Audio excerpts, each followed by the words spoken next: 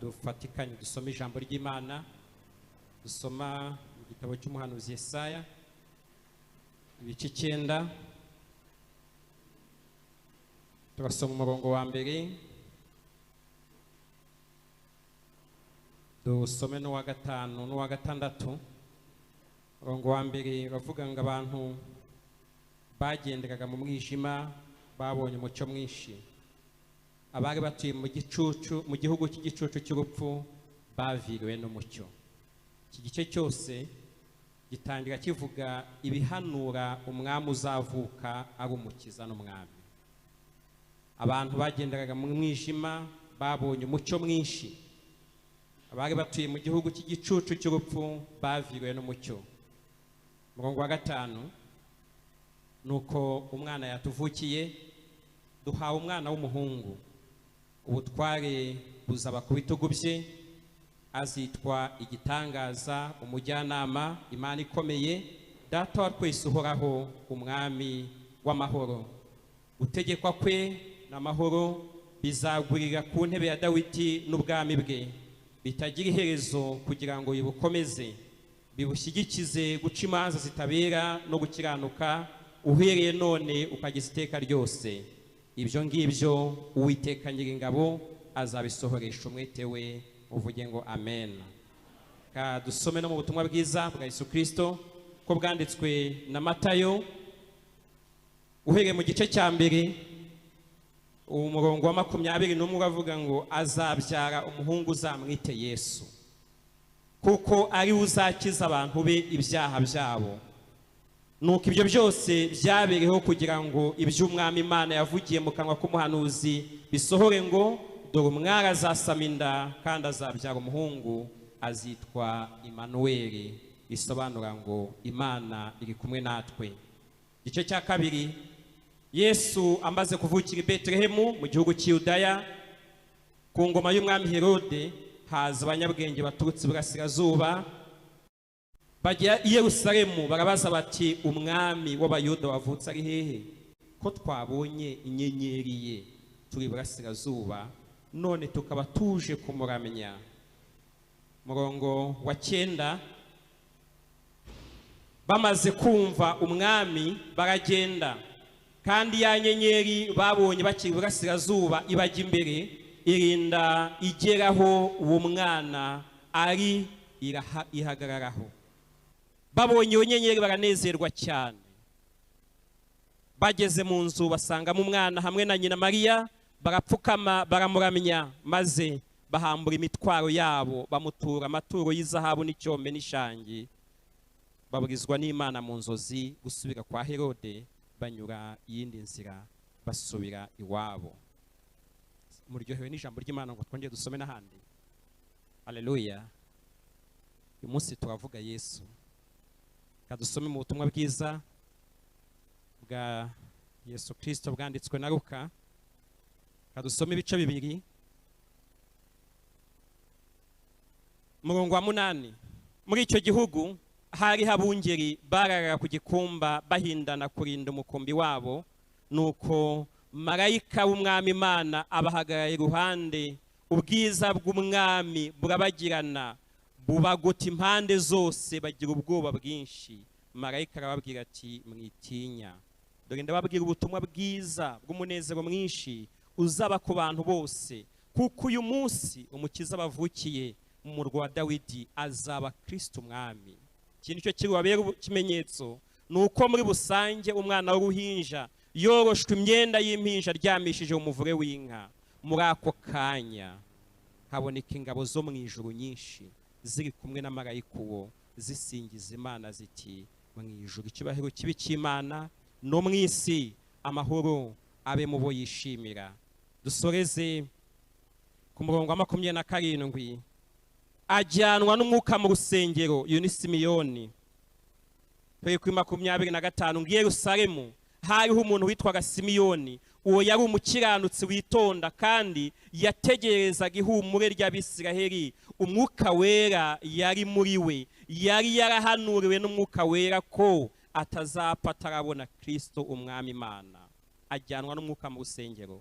maze ababyeyi bajyanye umwana Yesu ngo bamugenze nk'uko umuhango w'amategeko wari uri. Simiyoni aramuterura ashima Imana ati, mwami, noneho urasezera umugaragu wawe amahoro nk'uko wabivuze, kuko amaso yanjye abonye agakiza kawe.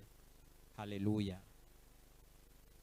Ndumva nejejwe n'Imana muri uyu mwanya, kandi shaka gufata uyu mwanya ngo mbanze mwese mbifurize Noheli nziza.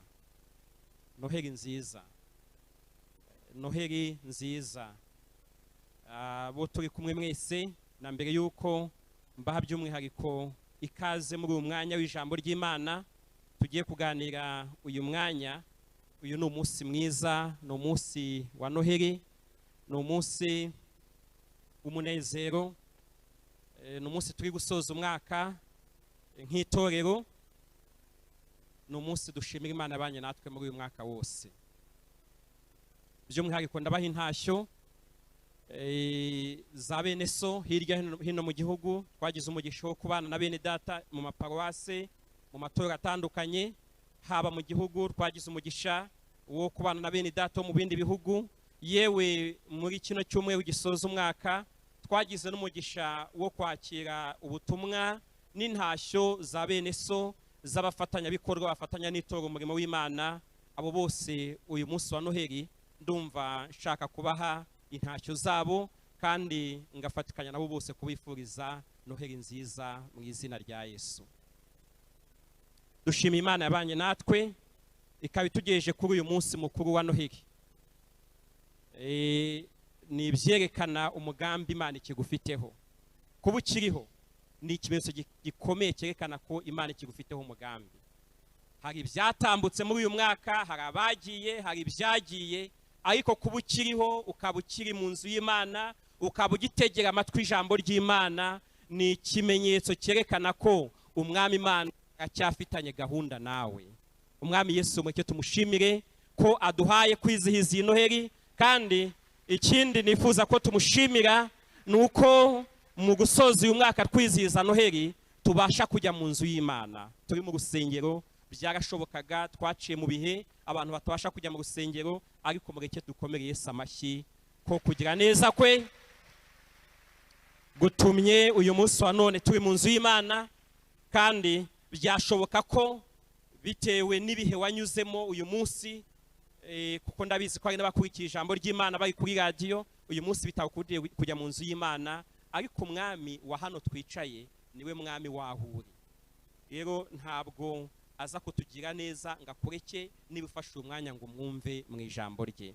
Rero ndumva nezerewe cyane ko uyu munsi turi kuri Noheli. Noheli ndayikunda cyane, ndayikunda cyane. Ni umunsi w'umunezero, ariko umunezero wacu ni Yesu. Umunezero wacu ni Yesu. Niba impamvu yo kunezerwa kwawe itarimo Yesu uyu munsi wa none, kubera ko abantu Noheli bagiye bayihindurira inyito, bagenda bayihindurira impamvu, abantu bavuga Noheli bakaba bavuza ibindi. Umuntu akaba yakubwira ati uyu munsi waza kumpa Noheli, akaba avuza ibiryo.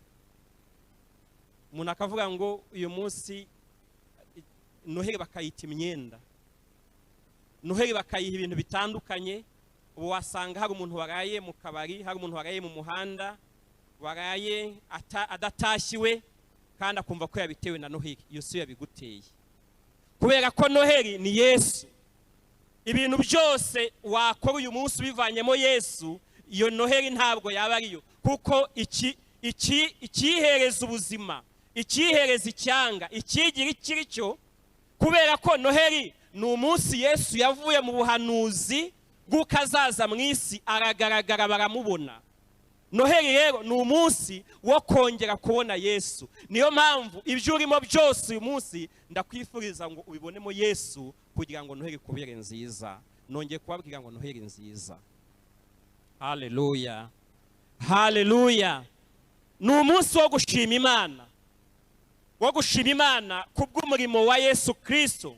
Uyu murimo dushima ni umurimo wa Yesu Kristo ukubiyemo ibyo yavuzweho n'ibyo yakoze ataraza mu isi, ataravuka. ukubiyemo ibyo yavuze, ibyo yavuzweho n'ibyo yakoze mu gihe cyo kuvuka kwe. Yesu ari no mu kiraro cy'inka, ari uruhinja, yari umwami akora. Haleluya. Niyo mpamvu uyu munsi ni umunsi tutabona Yesu gusa mu kuvuka kwe, ahubwo unakubiyemo ibyo Yesu yakoze amaze gukura, ibimenyetso n'ibitangaza yakoze, ubutumwa yavuze. Kubera ko uretse n'ibyo yarapfuye araducungura, uretse no kuducungura yarazutse, yagiye no mu ijuru, hari iburyo bwa Data. Rero kwizihiza Noheli ni no kuzirikana ko ni umwami uzaza, ni umwami wagiye kudutegurira aho tuzaba, ni umwami udusengera, ni umwami udusabira, kandi ni umwami uhoraho iteka ryose. Nk'uko yabibwiye Yohana, aramubwira ngo, ni mu gice cya mbere cy'ibyahishuriwe Yohana, aramubwira ngo nari narapfuye ko mhoraho iteka ryose kandi mfite imfunguzo. Uyu munsi rero ni umunsi wo kunezerwa, ni umunsi wo kwishima, ni umunsi twizihiza ubuzima bwa Yesu Kristo muri twebwe. Ariko Yesu tuvuga ntabwo ari Yesu watangiye kubaho mu ivuka rye, ahubwo ni Yesu wahozeho kuva isi itararemwa. Nk'uko Yohana yabyanditse mu butumwa bwiza mu gice cya mbere, akavuga ngo hariho Jambo, Jambo yahoranye n'Imana kandi yari Imana. Mu byaremwe byose nta na kimwe kitaremwe nawe. Umwanditsi w'imigani aravuga ngo uherekera kose uwo yari umukozi w'umuhanga. Imana ishimwe cyane. Ariko kuvuka kwe, icyo twizihiza, icyo tuvuga, icyo tunezererwa, kuvuka kwe ntabwo ari ukubaho kwa Yesu, ahubwo nukubeshaho ibyari byaraphuye, nuguha ubuzima ibitari bibufite, nukugarura agaciro abari barataye agaciro. Kuvuka kwa Yesu si itangiro ryo kubaho kwe, ahubwo nukongera kubesha ibitari biriho. Uyu munsi wa Noheli unyemerere Yesu yongera kubesheho. Yesu ashimwe cyane. By'umwihariko turibanda ku mpamvu y'umunezero ukubiye mu kuvuka kwe, kuko itangazo ryatanzwe umunsi yavutse ryaravugaga ngo mbazaniye inkuru y'umunezero.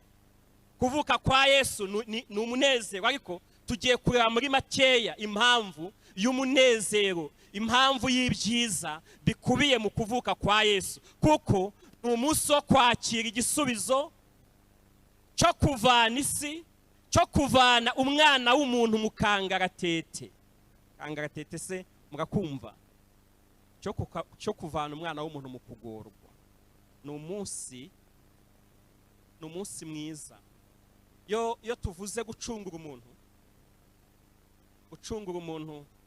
hari igihe tujya twizihiza ko Yesu yaducunguye, tugashaka kubiririmba tubivuga kuri Pasika, ariko mu rugendo, mu nkuru yo gucungurwa kwacu, kuvuka kwa Yesu bifite agaciro gakomeye cyane no kurenza kujya ku musaraba we. Kubera ko kujya ku musaraba kwa Yesu ntabwo cyari gikomeye, kuko ajya no ku musaraba kubambwa ntiyabambwe wenyine, ariko igikomeye mu bumana ni ukugira ngo Imana ibe umuntu. Haleluya. Kugira ngo Imana ibe umuntu, yemere, niko Pawulo yandikiye Abafilipi mu gice biravuga ngo yemeye kwisiga ubusa, ngabona ko guhwana n'Imana atari ikintu cyo kugundirwa. Uyu ni umunsi wo kongera kubona urukundo rw'Imana, kuko urukundo rw'Imana nirwo rwahiteye gufata icyemezo cyo kwikuraho byose kugira ngo ize. Oh haleluya. Yohana 3:16, kuko yakunze abari mu isi cyane byatumye itanga.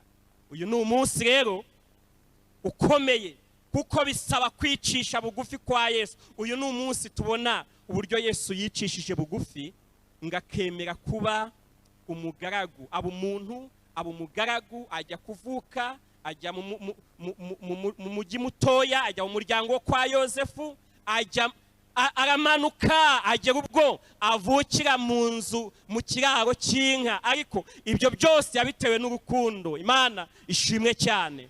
Yavuye mu ijuru aza muri iyi si, nta wundi yashakaga, nta kindi yashakaga, nitwe yashakaga. Uyu munsi rero ni umunsi wo kunezererwa Yesu, ni umunsi wo kumushimira uko guca bugufi kwe. Abakozi b'Imana, abantu bakiriye Yesu mu kintu gikwiye kutwereka ko Yesu yageze muri twebwe ni ukazana umutima uca bugufi muri twe, kuko uyu ni umwami uri hambo, ni umwami wemera kuza agaca bugufi, kuko kuza kwe nibyo biduha agaciro, kuza kwe nibyo biduha kunezerwa, nibyo biduha amahoro. Umuntu Imana imurema yari yamuremeye mu buzima bwo gusa ndetse no gusabana n'Imana, ariko guhera igihe Adamu na Eva bakoreye icyaha, umuntu yagiye kure y'Imana, umuntu yatakaje bwa busabane, kandi guhera icyo gihe umuntu yatangiye kuba munsi y'ububata y'ubutware bwa Satani, umuntu yatangiye kuba gowe. Abantu bakomeje kugira icyo cyifuzo kubera ko byari byarahanuwe ko hari undi uzaza, hari uzaza aje kongera kugarura bwa busabane n'Imana. Uyu nta wundi yari Kristo. Habaye uburyo butandukanye, habaye igihe cy'abatambyi, habaye igihe cy'ibitambo, habaye igihe cy'abahanuzi, ariko ibyo byose ntabwo byabashije kunga umuntu n'Imana kugeza igihe Yesu ubwe aje. Ariko mbere yuko Yesu aza, isi yari igowe, isi yari igowe, isi yari igowe. Ntabwo Imana yabanaga n'abantu mu buryo bwa buri gihe, yazaga rimwe na rimwe. Muribuka ntabwo abantu bose bari bemereye gusenga ngo bivuganire nayo, habaga hari umuntu umwe ushinzwe gutambira abantu ibyaha byabo. Aho utekereza muri Kigali yose hari umuntu umwe ushinzwe gusengera abantu gusa, ari ushinzwe kugera imbere y'Imana ngo ababwire ibyabo, nawe yajya imbere yayo agiye gutamba afite ibyaha akagwayo. Isi yari ishaririwe, hari ikintu yari ibuze, hari icyuho kinini cyari gihari. Abantu bari barwaye, bari bagowe, badafite umurengezi, badafite umukiza. Niko Yesaya yavuze ngo abantu bari mu mwijima, bari mu mwijima, kugeza Yesu aje ngo nibwo abantu baviriwe n'umucyo.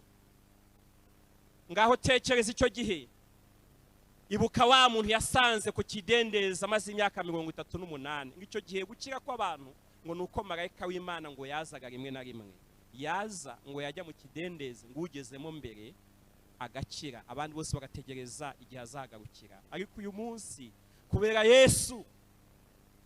Yesu turakira buri munsi, turakira buri uyu mwanya, n'uyu mwanya Yesu yongera gukize.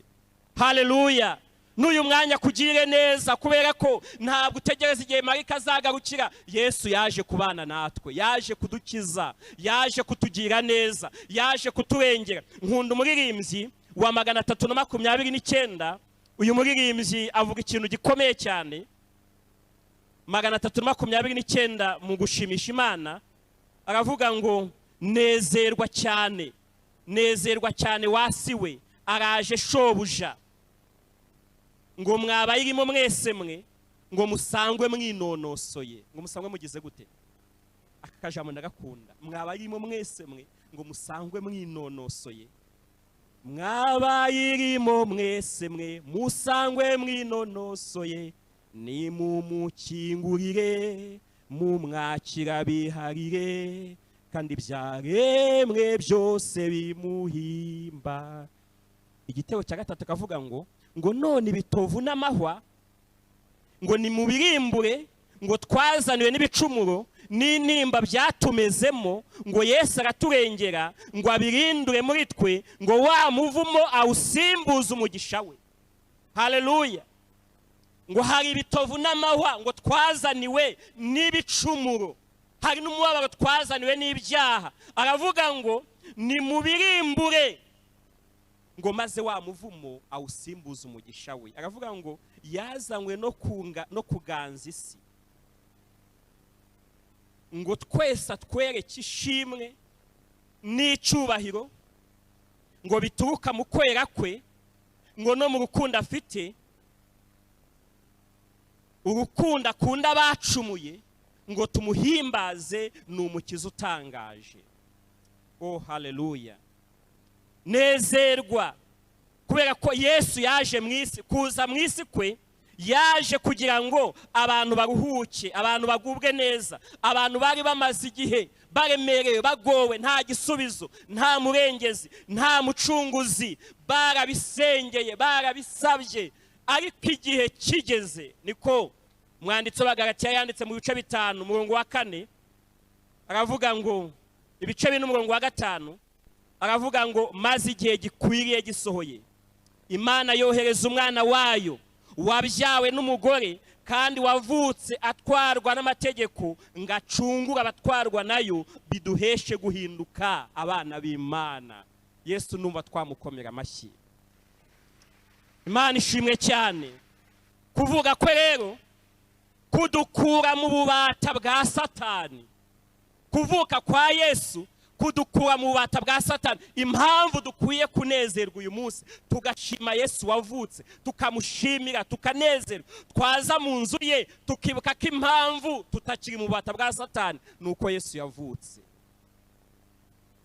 Kandi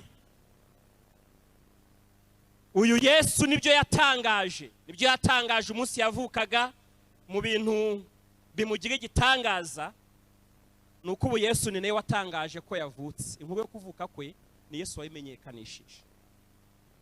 Twasomye muri Luka havuga ngo marayika w'umwami Imana abahagaye iruhande. Iyo birivuze ngo marayika w'umwami Imana ibivuze Kristo.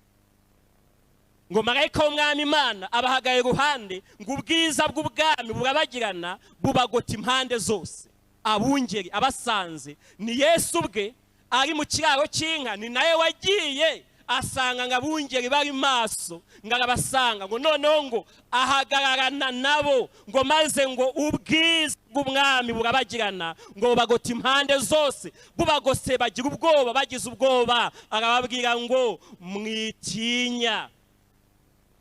Haleluya. Ngo kuko uyu munsi umukiza bavukiye. Arababwira ngo ndababwira ubutumwa bwiza bw'umunezero mwinshi uzaba ku bantu bose. Abantu bose bazamenye iyi nkuru, bazanezerwa. Ndababwira inkuru y'umunezero, umunezero mwinshi uzaba ku bantu bose. N'uyu munsi wa none abantu baracyanezezwa no kwakira Yesu. Kandi iyo nkuru nta yindi, ngo uyu munsi umukiza abavukiye, ngo uyu nguyu wavutse azaba Kristo umwami. Kristo ni umukiza, kandi kumwakira ni inkuru y'umunezero mwinshi. Uyu rero ni umunsi wo guhindura amateka, ni umunsi wo guhindura indirimbo, ni umunsi mwiza. Kubera ko iyo ukomeje gusoma hano muri Luka, ngo hari indirimbo yaririmbye ngo amaze kubatangariza iyo nkuru nziza, akababwira ngo kandi dore ikimenyetso muza kubona, muraza kugenda murasanga nk'umwana na nyina, ngo yambaye imyambaro y'uruhinja, ngo aryamye, ngo ari mu muvure. Ibyo birababera ikimenyetso. Ngo akimara kubabwira iyo nkuru, ngo muri ako kanya ngo haza itsinda ry'abaririmbyi rivuye mu ijuru. Yesu uyu yarepetanye n'abamuririmbiye indirimbo yo kuvuka kwe, kubera ko ngo baririmbanye na marayika.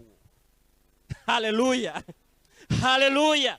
Ngo baririmba gute? Baravuga ngo mu ijuru icyubahiro ni kibi cy'Imana, ngo noho mu isi amahoro nabe. Isi ibonye amahoro. Mu ijuru icyo ni iyi ndirimbo yari itandukanye n'indi yaririmbwe ubwo Satani yazaga mu isi, yavugaga ngo ubonye ishyano wasiwe.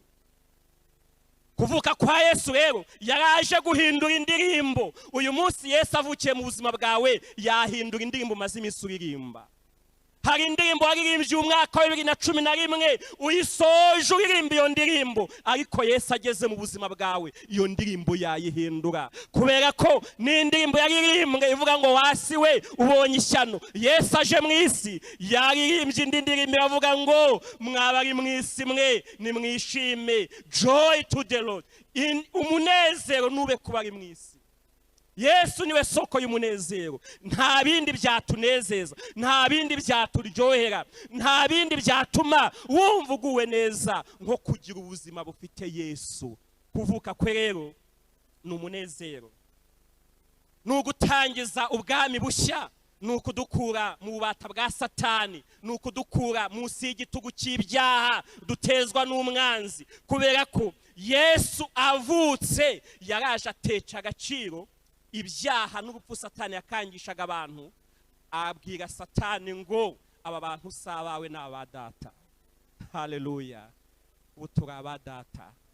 Ubwa Yesu turi aba data, turi ab'ijuru, turi abaragwa b'ijuru. Na niyo mpamvu nta ruhare uyu mwanzi Satana dufiteho. Niba nagutera ubwoba ujye umubwira ngo ku bwa Yesu ndi umuragwa w'ijuru.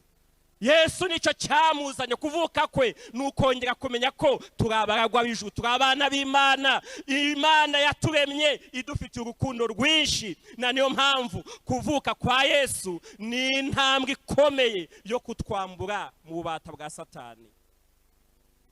Na niyo mpamvu asoza umurimo wivuga butumwa apfuye akazuka agiye kujya mu ijuru, yongeye gutanga itangazo avuga ngo ufite ubutware bwose. Kandi ibyari byarahanuwe ngo azitwa igitangaza. Ubutware buzaba ku bitugu bye, ubutware buzaba ku bitugu bye. Kandi ni nayo watangaje muri Matayo ibice 4 aravuga ngo ubwami bwo mu ijuru buri muri mwebwe. Mu yandi magambo yaraje gutangiza ubwami bushya. Ubu nubwo turi mu isi ariko twamaze kwinjira mu bundi bwami bwa Yesu. Oh haleluya. Yesu ni mwiza, numva twamukomera amashyi, twamushima kuko turabe, kuko turabe. Naze mbona uburyo munezere nkavuga ngo Yesu yarakize. Yesu afite abantu.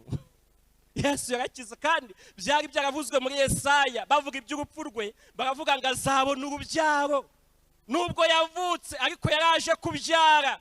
Yesu yarabihanuye ngo azabona urubyaro. Natwe uyu munsi nubwo turi hano turi urubyaro rw'ijuru, turi urubyaro rwe. Niyo mpamvu turi abana b'Imana. Kubaho kwacu uyu munsi nuko Yesu yavutse. Imana ishimwe cyane. Kuvuka kwa Yesu ni Imana yaje kubana n'abantu. Yarabwiye ngo azitwa Immanueli, bivuga ngo ntabwo none hazajya za rimwe na rimwe mu kidendezi, ahubwo ariyiziye. Oh Yesu ashimwe. Yesu arahari. Ubwo Yesu ahari nta bwoba, ubwo Yesu ahari ntacyo tubaye. Muri uyu mwaka dusoje, impamvu Yesu yari ahari. Bashobora kugutera ubwoba bakakubwira ibibazo byinshi bitandukanye mu mwaka utaha, ariko umva ubwo Yesu ahari ntacyo. Ubwo Yesu ahari, muzi impamvu Yesu ajya tubera icyo dukeneye aho tugeze. Oh haleluya. Yesu ajya tubera icyo dukeneye aho tugeze. Ubwo ahari nta kibazo. Kandi nubwo utamubona barakubona, nubwo utamwumva arakureba. Igihe kimwe ari kumwe n'abigishwa be ngo baramusiga, ngo binjira mu bwato, ngo yenga ajya ku musozi gusenga. Aho ni muri Yohana 6. Ngari ku musozi gusenga, ngo agiye kubona abigishwa be mu nyanja bahuye n'umuyaga batatse. Yesu nubwo yari ari ku musozi ariko abigishwa arabona ko bari mu nyanja. Umva nkubwire, ubwo Yesu ahari, uyu Emmanuel ndiyo utamuruzi barakubona. Ni Imana yaje kubana natwe, ni Imana iri hagati muri twebwe. Kandi Yesu icyari cyo nicyaduha, icyari cyo. He offers what he is. Atanga icyari cyo. Mbega ibimwuzuye, ibimugize. Yohana yarabivuze mu butumwa bwiza igice cya 1:16 aravuga ngo yabanje avuga ngo twaramubonye, twabanye nawe, tubona yuzuye ubuntu, yuzuye impuhwe, yuzuye imbabazi. 16 aravuga ngo kandi ibimwuzuye nibyo twahawe, ndetse ngo kubigira n'ubuntu bugeretse ku bundi. Yesu rero ibimugize, ibimwuzuye nibyo aduha. Yahanuwe, hari ibyo bamuvuze, hari ibyo Yesaya yaravuze ngo uyu ni umujyanama. Kugira Yesu ni ugutunga inama nzima zitavangiye. Kugira Yesu mu muryango wawe, mu bikorwa byawe, mu kazi kawe, mu mirimo yawe, mu rushako rwawe, mu kurambagiza kwawe. Kugira Yesu ni ukugira umujyanama utavangira abantu, kubera ko we azi byose, ntabaririza amakuru, azi byose. Aravuga ngo rero uyu azaba umujyanama wanyu, wanyemerera uyu mwaka tugiye kwinjiramo Yesu akakubera umujyanama. Hasigaye hari inama nyinshi z'abantu kandi ziyobya, ariko uyu Yesu akubereye umujyanama. Umva impamvu atakuyobya, nuko ahakujyana arahazi. Ikindi aravuga ngo kandi uyu nguyu ngo ni Imana ikomeye. Ikindi ngo ni data wa twese uhoraho. Yesaya yahanuye ko uyu nguyu ari data uhoraho ataravuka. Ariko urabyumva, yaravuze ngo ni data uhoraho. kandi abihanura Yesu ataravuka. Ni icyerekana ko buryo utaravuka Yesu yarakubereye so. Na niyo mpamvu ubasha kuvuka ukabura ababyeyi ukiri agahinja, ariko kuko Yesu ari data uhoraho, we wavutse ahari, azi ubuzima bwawe, ukazabona wabaye umusore, wabaye umugabo, wabaye inkumi, warashingiwe, warabyaye, utamenya ngo wonkejwe nande, ariko impamvu uyu ni umubyeyi wacu uhoraho. Yesu ashimwe cyane. Turamukeneye kubera ko abandi bantu bose twabatunga none, twabana nabo, batugira umumaro, ariko bikagiraho bigarukira. Ariko Yesu ahoraho, ariho mu isi, ariho no mu ijuru, ni nawe uzatwambutsa ajye kutumurikira data. Ahoraho. Ikindi ngo ni umwami w'amahoro. Yohana 16:33 aravuga ngo muri njyewe mugira amahoro, nubwo mu isi muzakomeza kugira ingorane, ariko muri njyewe.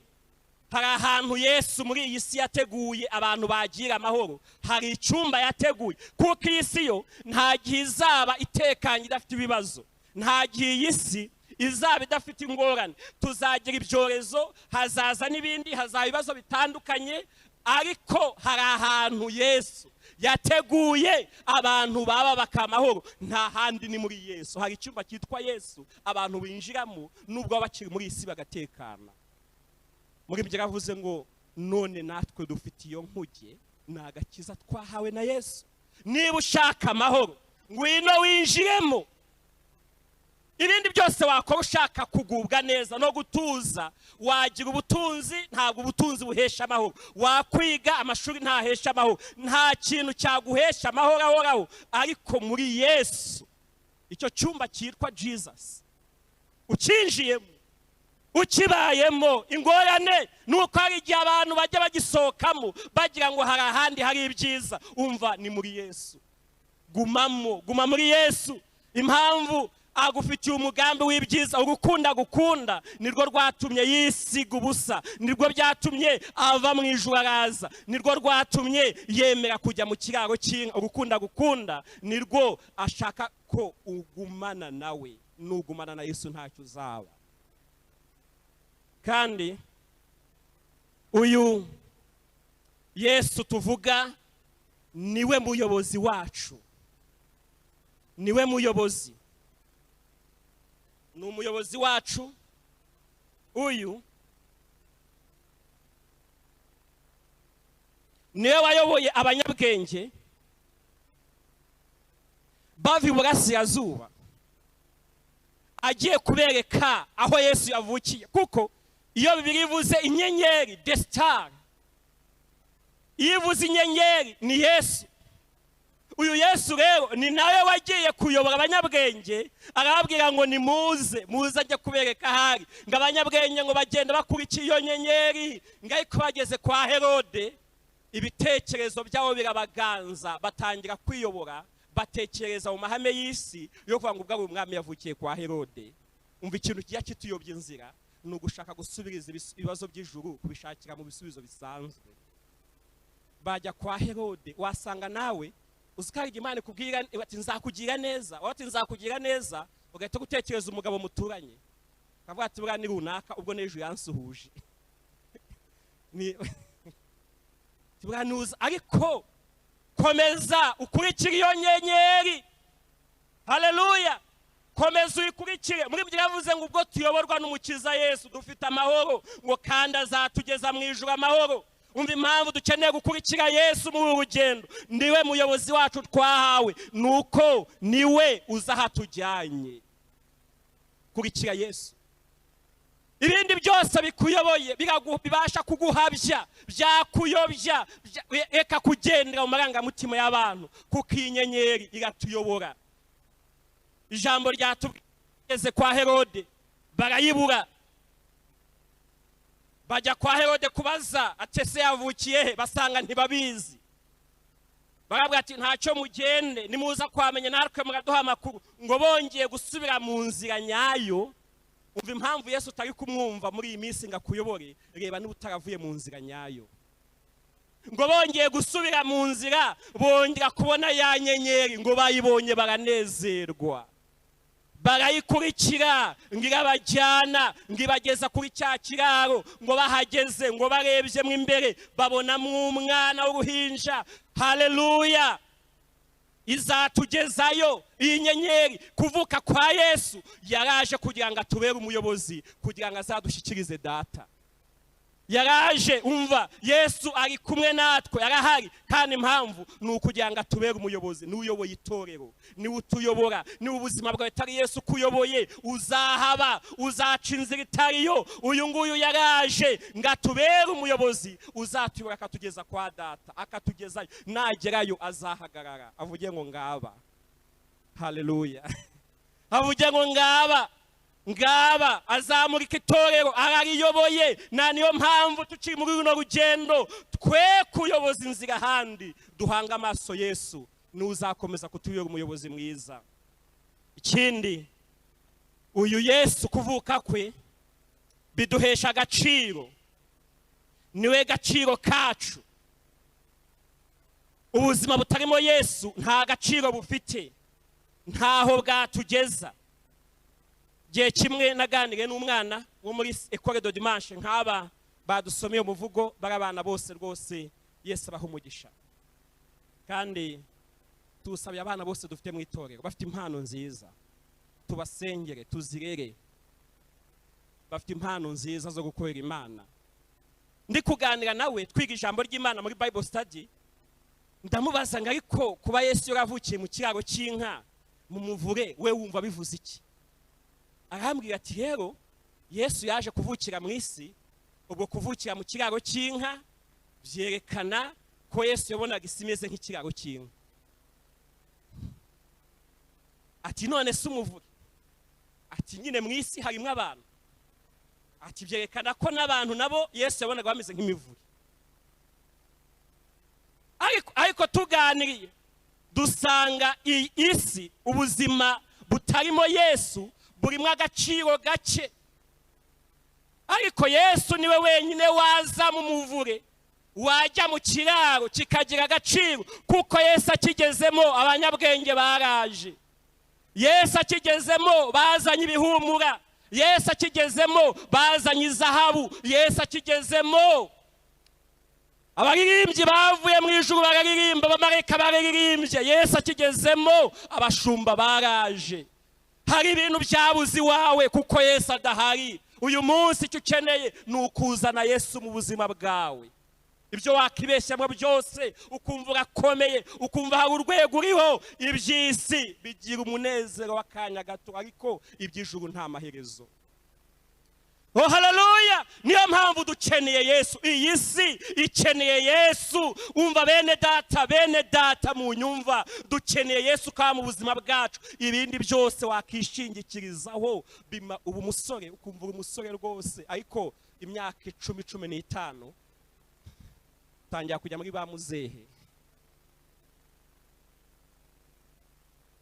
bakongera hindi 20 bakakujyana hano bakubwira ati ruhukira mu mahoro. Ariko iby'ijuru nta maherezo. Haleluya! Na niyo mpamvu ubuzima bwose, imibereho yacu yose, niba dushaka ko Yesu akorera mu buzima, nimutumwakire. Ibyo wabamo byose, umva torero, dukeneye Yesu. Umva ikintu gikenewe hano i Remera, gikenewe murera yono, gikenewe mu barinzi, gikenewe mu bagabo, gikenewe mu badiyakoni, mu bashumba. Dukeneye Yesu kaba mu buzima bwacu. Naba mu buzima bwacu, ibyo urwana nabyo byose birizana. Azi kubyihamagarira. Haleluya! Haleluya! Ibyo urwana nabyo byose, ibyo wumva ukeneye, umunezero udafite, ubonye Yesu mu buzima bwawe wagubwa neza, wanezero. Iyi Noheri ndakwifuriza ngo Yesu abe mu buzima bwawe. Yesu abe mu rugo rwawe. Uyu munsi uramutse utetse neza ariko uziko mu rugo rwawe Yesu adahari, waba wihemukiye. Shaka Yesu umutunge mu rugo rwawe, kubera ko nibwo umunezero wawe uzaramba. Ikindi nanasorezaho nuko Yesu Kristo uyu ni umukiza w'abantu be kandi yaje kubakiza ibyaha. Uburyo abatangarije atumva uyu munsi mwabonye umukiza, kandi uwo mukiza n'uzakiza abantu be ibyaha. Yesu Kristo iyaje, umva impamvu y'urugendo rwe ikomeye, ni ukugira ngo atuvane mu buzima bw'ibyaha, ni ukugira ngo aducungure. Wamuririmbye ngo dore hari umubabaro, dore hari amahwa, dore hari ibishyitsi byaje mu buzima bwacu, turasharirirwa kandi twabitewe n'ibyaha. Ariko Yesu yaraje ngo abirandure abimaremo. Na niyo mpamvu icyamuzanye, umva itangazo rya mbere yigisha, yaravuze ngo ubwami bwo mu ijuru buri hafi, nuko mwihana ibyaha. Ndatangariza abanyumva ngo Yesu arashaka ko abantu bihana ibyaha, kandi yaravuze ngo ubutumwa bwiza bwo kwihana ibyaha bukomeze buvugwe. Ndongera kukubaza ngo mbese wihanye ibyaha, cyangwa uri umwadeperi gusa, cyangwa ufite idini runaka usengeramo, cyangwa uraririmba gusa? Mbese wihanye ibyaha? Umva Yesu cyamuzanye nukumaraho imirimo ya Satani. Yaraje kugira ngo intama zibone ubugingo ndetse zibone bwinshi. Niyo mpamvu kumutunga ikintu azabanza gukura muri wowe, arakuvana mu buzima bw'ibyaha. Uyu munsi ndakwifuriza ngo wakire Yesu ugukiza ibyaha. Wakire Yesu. Hari abantu bakiriye Yesu mwene Yosefu, ariko Yesu nkubwira ni Yesu wavuye mu ijuru. Muri mbye yavuze ngo ntabwo nari nzi Yesu wavuye mu ijuru, atariko azavuga ngo hari igitangaza umusigaye nzi Yesu, ngo ni igitangaza. Yesu wavuye mu ijuru icyamuzanye, yaje kugira ngo akize abantu be ibyaha. Hari n'undi Yesu abantu bajya bakira wo mu izina Yesu wavutse kwa Yosefu. Yesu wavutse kwa Yosefu rero yasenga, yiba, asambana, abeshya, yangana, ariko Yesu wavuye mu ijuru ibimwuzuye nibyo twahawe. Niyo mpamvu uyu mwanya nongera kukubaza ngo mbese uracyakijijwe cyangwa waraguye? Turi gusoza umwaka, ariko mu kusoza ndongera kuguhamagarira mu izina rya Yesu Kristo ngo wakire Yesu gutsindira ibyaha. Cyitonderwa nsorezaho, iyo Yesu amaze kuvuka muri wowe, igihe cyose ba Herode, Satani agira umugambi ukomeye wo kumwica, kandi impamvu ashaka kumwica nuko abazi ko aje kumusimbura. Iyo amaze gukizwa, wakiriye agakiza, Satani ntabwo ahita kureka, ashaka ibitandukanye yakoresha kugira ngo wongere ugwe. Yesu wakiriye ave mu buzima bwawe, kubera ko azi ko Yesu ari muri wowe ujya wimura Satani. Niyo mpamvu ngana hosoreza ndakubaza ngo mbese Yesu wakiriye muri wowe aracyari muzima cyangwa Herode yaramwishe? Yesu wakiriye usoje uyu mwaka akiri muzima. Bene data, musoje uyu mwaka mukira abapantekote, mucyuzuye umwuka wera, musozi umwaka mugifite ibyiringiro by'igisiyoni. Usoje umwaka imbaraga z'ijuru zigikorera muri wowe, cyangwa Herode wari uzi ko burya ibyo wahuye nabyo byose zari intumwa za Herode, kandi nta kindi zashakaga ni ukwica uwo mwana. Ariko uyu munsi ndaguhamagara, kuko ni iby'igiciro cyinshi ko wasoza uyu mwaka uvuga ngo ndi muri Yesu. Oh, haleluya. Tugiye gusoza. Ntabwo Yesu twamuvuga ngo tumurangize, ariko kuvuka kwe yaje kugira ngo aguha agaciro, yaje kugira ngo akuvane mu bubata bwa Satani, yaje kugira ngo atangize ubwami bw'Imana mu buzima bwawe, yaje kugira ngo aguhe ibimwuzuye, akubere umujyanama, aguhe amahoro, akubere umubyeyi, akubere umuyobozi. Yaje kugira ngo abane nawe ibihe byose. Ni Emmanuel, yaje kugira ngo mubane mugendane. Burya arahari, burya muri kumwe. Niyo utamubona warakubona, niyo utari kumwumva arakumva. Yaje kugira ngo mu kazi mubane, mu nzira mugendane, mu rugo mubane, mu byubamo byose mubane, mu busore bwawe mubane, mu bukumi mubane, mu rugo rwawe, mu bwana bwawe. Yesu yaraje ngo mubane. Ni Emmanuel, niyo mpamvu akeneye ko musabana, mugirana ikiganiro cya buri munsi, ariko yaje no kugira ngo gukiza ibyaha. Tugiye gusoza dusenga. Ndashaka kuguhamagara ngo ujye ijuru dusenge. Ndashaka gusaba itorero ryose ngo muhaguke dusenge. Iyi Noheli ni kubere Noheli nziza. Oh haleluya, ni kubere Noheli yo kumva Yesu mu buzima bwawe. Ni kubere Noheli yo kongera gushima ko Yesu yaje mu isi, kandi muho yageze no mu Rwanda yarahageze, muho hageze ni Remera yarahageze, muho yageze ni wanyu mu nzu yarahageze, muho yageze no mu buzima bwawe yarahageze. Mureke tumushimire, tumukomere amashyi, tumubwire ngo twagushimiye ko Yesu waje, ariko natwe watugezeho. Oh haleluya. Ariko kandi wongere wibaze, mbese usoje umwaka ute?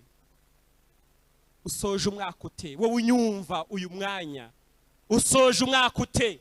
Mbese iby'ubugingo biracyari muri wowe? Mbese uyu mwana aracyakorera muri wowe? Mbese afite imbaraga? Mbese aracyatsinda ibyaha mu buzima bwawe? Mbese aracyakuyobora cyangwa uriyobora? Mbese uracyagendera ku nama ze? Uyu mwanya nutubere umwanya wo gusenga, kuko icyaryoha cyane kuri Noheli ni ukuyisoza uvuga ngo njyewe n'ijuru tubanye neza. Muri mbyavuse mfite umugabane mu ijuru. Tugiye gusenga. Kampamagare abapastori bavuga butumwa n'abadamu banyu bari hano, nimuze kugira ngo dufatikanye gusenga, dusengera itorero. Oh haleluya. Nezerwa wasiwe ubonye shobuja. Mwabayirimo mwese mwe nimusangwe mwinonosoye. Uyu nutuwe umwanya wo kwinonosora. Yesu arashaka gutura mu buzima bwawe, arashaka gukomeza gukorana nawe, arashaka gukomeza kugendana nawe. Niba hari ibintu biri mu buzima bwawe bitavuye kuri Yesu, uyu ni umwanya wo kuvuga ngo ibi ngibi byazanyangiza, nibigende, nibigende. Impamvu hari bitazi wawe, impamvu hari ubukene bw'umwuka buri wawe, nuko iki kiraro kibuzemo Yesu. Emerera Yesu aze aho utuye, azabe mu buzima bwawe. Mwemerere, mwemerera azahakorere, azahagenge, mwemerera hagira ijambo, mwemerera gutegeke, mwemerera kuyobore. Nakuyobora n'ukuri ntabwo uzicuza, ntabwo uzakorwa n'isoni, ntabwo uzayoba, ntabwo bizanga, kubera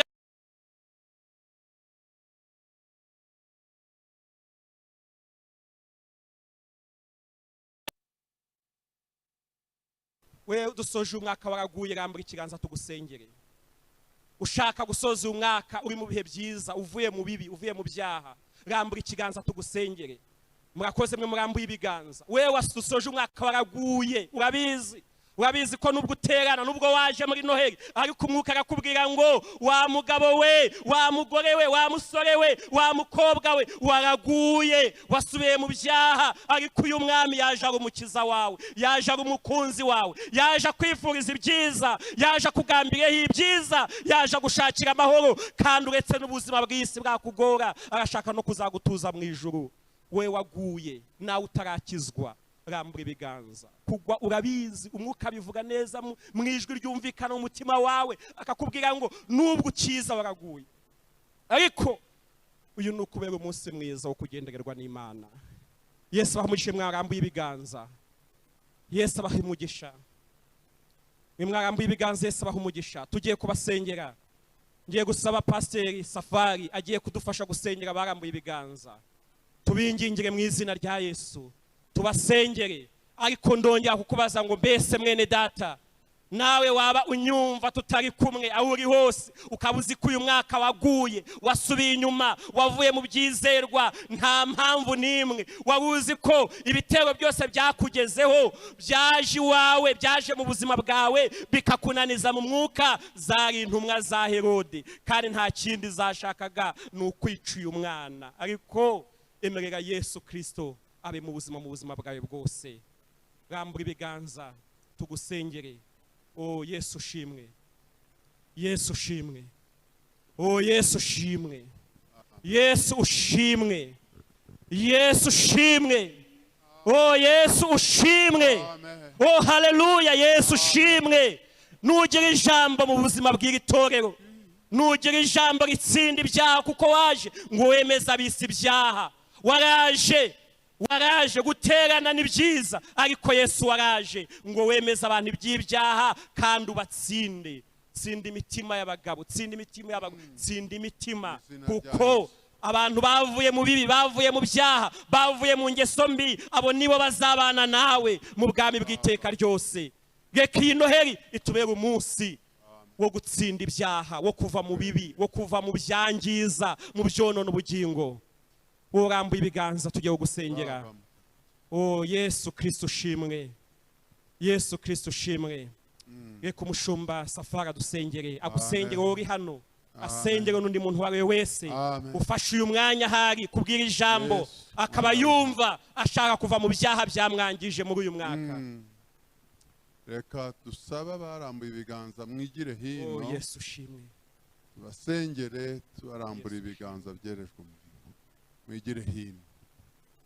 Igitare cy'Imana, reka nguhungireho kubw'imbabazi zawe, kera waramenewe, none ubu wihishemo umujinya w'Imana, amazina n'amaraso byo mu rubavu rwawe. Ndaguhamagara ngwino, ngwino. Iyi Noheri yakuryohera, nyamara iyi Noheri yakubera nziza, yakubera itangiriro, yakubera ibihe byo guhembuka, yakubera igihe cyo gutsinda Satani, kandi waba amahoro rwose. 2022 yaba umwaka w'ibyiza, waba umwaka w'impundu, waba umwaka w'umunezero mu buzima bwawe. Oh haleluya. Undi amazina n'amaraso byo mu rubavu rwawe, bikiza uburyo bwombi, urubanza rw'ibyaha n'imbabazi mbi zabyo bye kuza sindukundi. Data wa twese uri mu ijuru, oh Yesu ushimwe, turagushimiye mu izina rya Yesu. Uyu ni umunsi mukuru w'abera. Oh haleluya, Yesu ushimwe. Ni umunsi mukuru w'abari mu isi. Oh Yesu ushimwe. Kuko itangazo watangaje. Oh Yesu ushimwe, Yesu ushimwe. Ravangwa icyubahiro kibi cyawe mu ijuru. Haleluya, haleluya. Kandi amahoro abe mu isi. Haleluya, mu bayishimira, mu bakwishimiye. Yesu ushimwe, Yesu ushimwe. Bumvishe ijambo ryawe. Yesu nushimwe. Abari hano hafi, asante Yesu n'abari kure, abaryumvishe bari mu mariri yabo, bari muri saro zabo, bari mu buriri bw'uburwayi mu bitaro, bari mu ngendo bagenda ku isi yose, abashoboye kumvira ijambo bamenye yuko itangazo ari iry'uko mu isi amahoro aba mu bishimiye Imana, kandi akaba ari umunsi mukuru w'umunezero, kubera yuko mu izina rya Yesu umucyo waviriye amahanga, umucyo waviriye abari mu mwijima. Mu izina ryawe Yesu, ahari umwijima urahunga, umucyo umurikira imitima y'Abanyarwanda. Turagushimiye, turagushimiye, turagushimiye mu izina rya Yesu. Aba bantu bamaze kwakira ijambo ryawe, ubwaryo niryo ryabamurikiye, niryo ryabatsinze, niryo ribemeje, ubwaryo imbaraga zaryo zibapfukamishije imbere y'iterero, imbere y'iteraniro ry'abera, imbere y'abakozi bawe. Natwe tubaramburiye ibiganza byerejwe uyu murimo, turabasengeye, turabingingiye mu izina rya Yesu. Data wa twese uri mu ijuru, ubababarire, ubabarire gukiranirwa bagize, ubakureho ibyaha. Amaraso ya Yesu nabeze uyu munsi, bagukingurire, winjire muri bo, iby'igiciro kibe kigeze mu bugingo bwabo, mu miryango yabo, mu mirimo yabo, mu mikorere yabo, mu mitekerereze yabo. Yesu niwinjire, wime muri bo, maze ubezeshe amazi n'amaraso byo mu rubavu rwawe. Turagushimiye kandi wowe babarira abakiraniwe, ni wowe weza, ni wowe utunganya. Ubandike mu gitabo cy'ubugingo, ubwo uzahamagara amazina y'abera, aba bose bazumva ijwi ryawe nabo bakwitabe, bumvisha amazina yabo. Turagushimiye kubw'ijambo ryawe rishoboye kubohora imitima. Aba nibo tubonye, hari n'abandi bari hafi n'abari kure. Amaraso yawe nabeze, imbaraga z'ubutumwa bwiza zikomeze gukora umurimo wawe mu bugingo bw'abera. Tubisabye twizeye mu izina rya Yesu, amen. Kadusabe aba bapfukamye bahaguruke, bakurikire uriya abadiyakoni, bakurikire kugira ngo mugirane ikiganiro umwanya mutoya. Itorero mwongere muhaguruke kugira ngo dusenge. Turashaka gusengera itorero ryose, turashaka gusengera abera bose, turashaka gusengera abakristo bose, turashaka kongera gusengera Yesu Kristo nashimwe. Uyu Yesu yerekera kose n'umujyanama, niyo wagiriye Hagari inama ubwo yahungaga Sara atazi yava niyo ajya. Uyu niwe kandi natwe ukomeje kutubera umujyanama. Haleluya. Uherekera kose n'umurengezi, yarengeye Hagari umwana igihe yaragiye kumupfira hari mu butayu kubera kubura amazi. Mureke natwe avukire mu buzima bwacu kugira ngo akomeze aturengere, akomeze amenye ibyadukiza, ibyadufasha. Kandi uyu ni intwari mu ntambara, yarwaniriye Yosuwa, yarwaniriye Gidiyoni, nawe nakomeza kurwanirire. Uyu ni umutabazi udukiza mu kaga, yatabaye Abisiraheli, yabambukije inyanja itukura, yatabaye basadura kamwitanura ry'umuriro. Uyu ni amazi yo mu butayu yabereye Abisiraheli amazi. Nawe mu bikugoye yakubera amazi yo kunywa, yakutsa umutima wawe. Haleluya. Uyu nguyu ajya dutangira ngo tutava mu muhamagaro. Niwe watangiriye Baramu ngatava mu bwoko bw'Imana. Uyu nagutangire, aho wari ugiye kugwa nakugarure, aho wari usubiye inyuma nakugarure, aho wari ugiye kuva mu murimo w'Imana nagusubizemo. Niwe wamutangiriye, aramubwira ati hava uramenye wiva mu bwoko bw'Imana. Uyu ni umwami ujya udutangira, niwe ujya udutoranya. Haleluya. Akadutoraniriza umurimo, akaduha inshingano. Yatoranije Manowa amuha kubyara Samusoni, yatoranije Mose amuha inshingano yo kuvana Abisiraheli muri Egiputa. Uyu mwaka wa 2022 nakuremera amateka mashya mu muhamagaro mu murimo w'Imana, nagukorera ibyiza. Uyu nguyu yemeye kwambara akamero k'umuntu kandi ari Imana kugira ngo atubere umukiza. Yadukuye urupfu rw'iteka ryose, aduha ubugingo buhoraho. Yakunze n'Imana Data, ubu nta rusika, ubu nta rubanza, turaba ijuru. Uyu niwe gakiza kacu, uyu ni udukiza indwara, ni udukiza ibyago, ni umurengezi wacu. Uyu ni umwami w'abami, uyu niwe twikomejeho, niwe banye natwe 2022. Oh haleluya. Nakomeza kurangaza imbere, nabe muri iri torero, nabe mu buzima bwawe, narwanya ibikurwanya, natsinda ibijya bigutsinda, nakubera umujyanama, nakumara inyota yose, navugane nawe, nakuvane mu rujijo, nakukore ku maso ubone, nakure ku matwi yawe yumve, nakure ku mutima wawe wongere usobanukirwe, nakubera imbaraga. Oh haleluya. Kandi nakuyobore, nakubera igisubizo cy'ibibazo. niyo mpamvu dusengeye ibyifuzo byose biri muri giteraniro, dusengeye uburwayi, uyu ni umukiza w'indwara, dukengeye ingorane zitandukanye, dusengeye igihugu cyacu cy'u Rwanda, dusengeye East Africa turimo, dusengeye umugabane wa Afrika, dusengeye iyi si. Niyo mpamvu mu mbaraga z'ijuru, mu mbaraga za Yesu duhagaritse iki cyorezo n'ubukana n'ingaruka zacyo. Niyo mpamvu ku bwa Yesu, kubw'ubutware twahawe, twatuye kubyara, twatuye umugisha w'urubyaro ku bagore n'abagabo bamaze igihe nta rubyaro, twatuye umugisha w'ingo nziza ku bagabo n'abagore bamaze igihe bafite ibibazo mu rushako rwabo. Niyo mpamvu mu izina rya Yesu twatuye ubuzima bwiza ku rubyiruko rumaze kwicwa n'ibiyobyabwenge, tubavanyeyo mu izina rya Yesu. Dusabiye abana bacu umugisha, dusabiye itorero umugisha, dusabiye igihugu umugisha, dusabiye umugisha, dusabiye umugisha, dusabiye umugisha abifuza kugirirwa neza n'Imana bose.